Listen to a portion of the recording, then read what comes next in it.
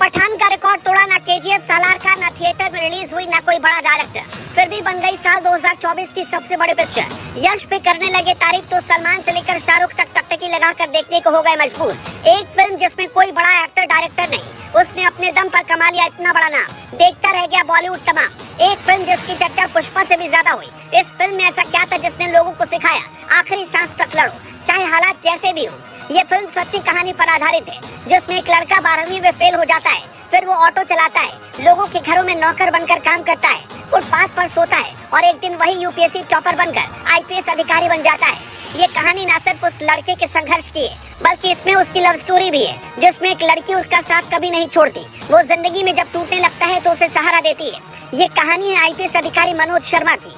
कहानी मध्य प्रदेश के द्वारा तहसील के एसडीएम कार्यालय से शुरू होती है। इसी तहसील में अपनी टेम्पो को छुड़ाने गया टेम्पो वाला एसडीएम से इतना प्रभावित हो गया कि उसी दिन उसने ऑफिसर बनने का फैसला कर लिया। ये लड़का 12वीं की परीक्षा नहीं पास कर पाया था, मैथ्स और इंग्लिश में कमजोर होने की वजह से। इसकी वजह से उसने साइंस छोड़ दिया और आर्ट्स का सब्जेक्ट चुन लिया, और ये फैसला लेना उसके लिए किसी वरदान से कम साबित नहीं हुआ। फिर आगे की पढ़ाई करने के लिए मनोज शर्मा ग्वालियर आ गए। ग्वालियर से बीए करने के बाद मनोज ने यूपीएससी की तैयारी शुरू कर दी। लेकिन ग्वालियर में रहने के दौरान मनोज ने आटे की चक्की में काम करने से लेकर लाइब्रेरी में गार्ड बनकर सोए। मनोज शर्मा खुद के दम पर कमाने लगे और धीरे धीरे यूपीएससी की तैयारी करने लगे। लेकिन ग्वालियर में रहकर यूपीएससी की तैयारी नामुमकिन थी, इसलिए मनोज शर्मा दिल्ली आ गए। अपना खर्च चलाने के लिए पालतू कुत्तों को घुमाने का काम भी किया।